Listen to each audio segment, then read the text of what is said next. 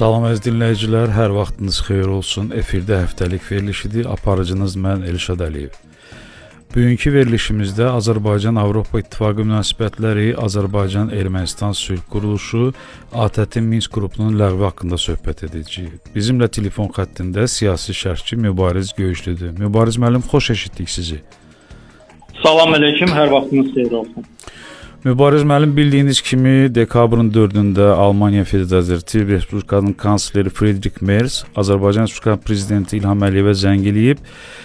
Söhbət zamanı Azərbaycan tərəfini təbrik eləyib, Ermənistanla sülh gündəliyinin irəli aparılması istiqamətində əldə olmuş nəticələrdən bağlı, üstəlik də həmin bu prosesdə tam dəstəyini ifadə eləyib. Bu baxımdan Azərbaycan-Avropa İttifaqı bu münasibətləri necə şərh eləyərdiniz? Təşəkkür edirəm. Mən müsbət qiymətləndirirəm və Avropa İttifaqı dünyanın aparıcı təşkilatlarından biridir, dünyanın aparıcı güc mərkəzlərindən biridir və Avropa İttifaqının onun aparıcı ölkələrindən olan Almaniyanın Azərbaycanla münasibətlərdə yeni bir səhifə açmaq çalışmalarımı deyək cəhdlərini mən müsbət qiymətləndirəm. Mən bu telefon zəngi olsun, bundan qabaqki əlaqələrin inkişafı üçün atılan addımları elə yeni səhifənin açılması kimi dəyərləndirmək istərdim. Yeri gəlmişkən Azərbaycanın Fransa ilə də münasibətlərinin biz normallaşdığını müşahidə etməkdəyik. Bu mənada mən həm Almaniyanın kanslerinin bu Azərbaycan prezidenti ilə telefon danışığında müzakirə olunan məsələlər, irəli sürülən məqamları gələcək əməkdaşlıq prosesində yeni bir mərhələ, səhifə kimi qiymətləndirir və hesab edirəm ki, bu əlaqələr, bu müzakirələr münasibətlərin daha da inkişafına səbəb olacaqdır. Buna da çox ciddi ehtiyac var. Əvvəlki o münasibətlərdə soyuqluq, gərginlik yaradan məqamların aradan qalxması, qaldırılması mütləqdir.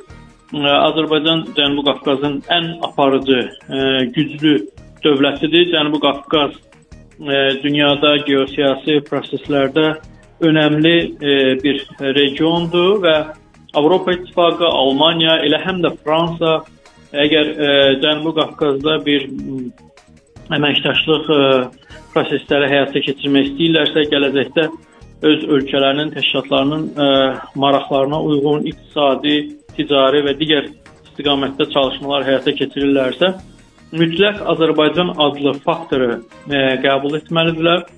Azərbaycanla bu proseslərin həyata keçirilməsində münasibətlər qurmalıdırlar, əməkdaşlıq etməlidir.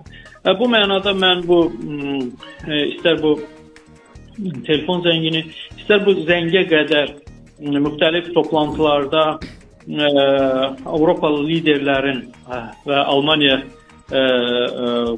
hökumətinin rəhbəri də başda olmaqla Avropalı liderlərin Azərbaycana prezident İlham Əliyevə göstərdikləri münasibətin hesab edirəm ki, bu əməkdaşlıqlarda və onun inkişafında önəmli və mühüm bir rolu vardır. Sizinlə tam razıyam, çünki telefon danışığında mənim də bildiyim qədərilə İlham Əliyev Merzi Azərbaycana dəvət eləyib və dəvəti qəbul eləyib Merz, həm də ki İlham Əliyevi Merz Almaniya dəvət eləyib və biz tərəfdə dəvəti qəbul eləmişik. Bu da sizin sözlərinizin təsdiqidir təbii ki. Mübariz müəllim, növbəti sualım Hikmət Hacıyevin Armen Qriqalyanla görüşü ilə bağlıdır. Bu görüşdən biz nə gözləməliyik sizcə? Azərbaycanla Ermənistan arasında artıq sülh sazişi paraflanıbdır. Vaşinqtonda keçirilən görüşdən sonra Azərbaycan prezidenti və Ermənistan baş naziri arasındakı sənəd imzalanmasından sonra münasibətlər daha rəvan, rahat bir mərhələyə daxil olubdur. Sakit bir mərhələyə daxil olub və hətta Azərbaycan rəsmiləri də, Ermənistan rəsmiləri də bu məsələləri vurğulayırlar ki, artıq çox belə deyək də Ermənistanla Azərbaycan arasında illərdir müşahidə olmayan prosesi biz görə bilirik. Tam sakitlikdir. Atəşkəs tam bərqərar olub və sülhə doğru tərəflər irəliləyirlər. Və təbii ki, bu irəliləmə mərhələsində işlər bitməyib, işlər hələ yeni başlayıbdır. Və bu mərhələdə müxtəlif görüşlər, rəsmilər arasında, hətta qeyri-rəsmi Azərbaycan-Ermənistan nümayəndələri arasında görüşlər keçirilir.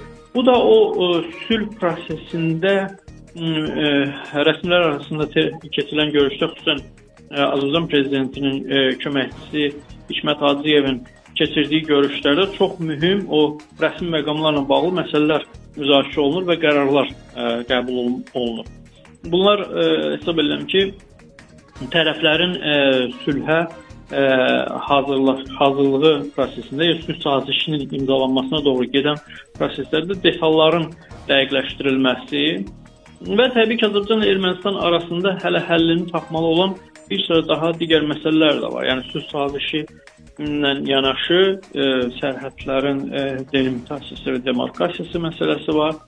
Ondan sonra Zəngəzur dəhlizi kimi mühüm bir məsələnin indi trip marşrutu, tram marşrutu deyə adlandırılır.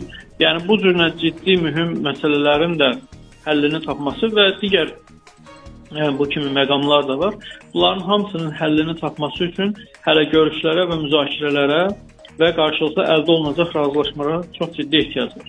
Mən hesab edirəm ki, Azərbaycan prezidentinin rəhbərliyi altında tapşırıq və tövsiyələrinə uyğun olaraq Azərbaycan rəsmiləri, prezidentin köməkçisi Hikmət müəllim, baş nazirin müavini Şahin Mustafayev və digər rəsmi qurumlarımız bu istiqamətdə belə deyək, qarşı tərəflə, onun nümayəndələrlə keçirdikləri görüşlərdə önəmli məqamları və məsələləri razılaşdırırlar.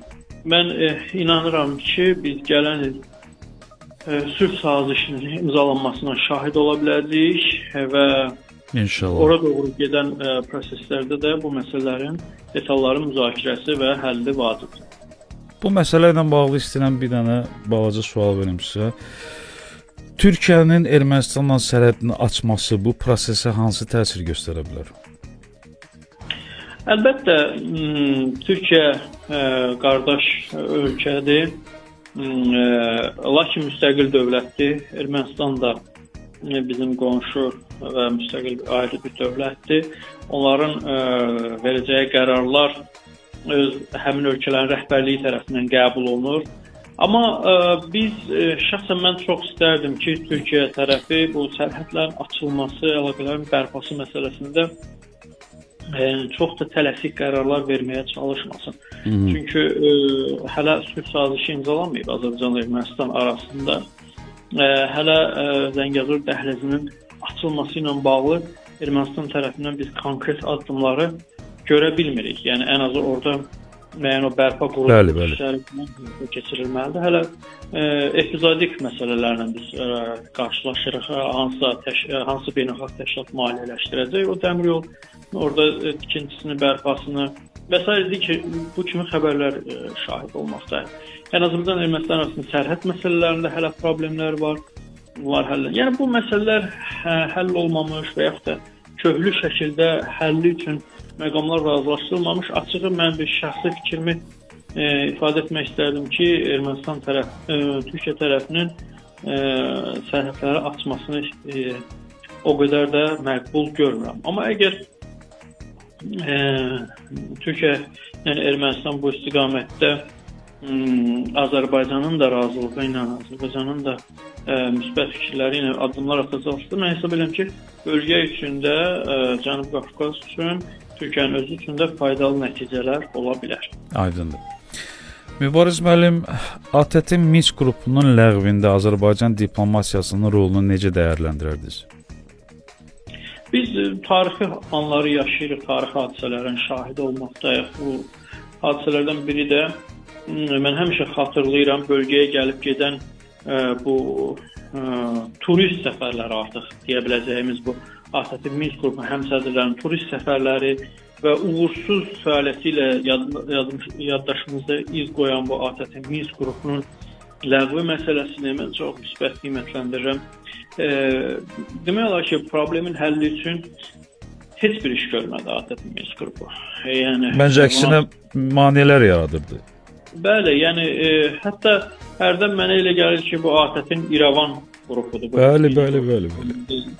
Yəni oradakı həmsədr ölkələr elə ermənipərəst mövqedən çıxış etmələri, verdikləri təkliflərin anti-Azərbaycan ruhlu, Azərbaycanın müstəqilliyinə, ərazi bütövlüyünə, suverenliyinə zidd təkliflər irəli sürmələri, hətta bəzi məqamlarda Qarabağın müstəqilliyinin o separatçı qurumun tanınmasına göstərilə biləcək.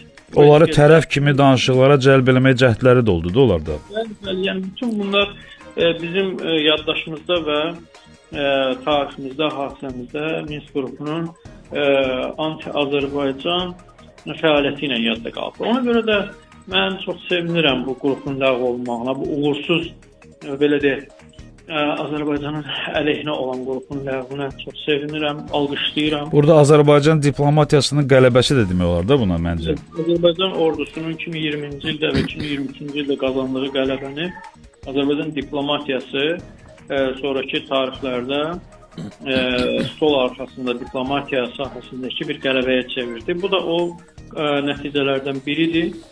Tarixin arxivinə qovuşdu və özü ilə də o bizim üçün ağır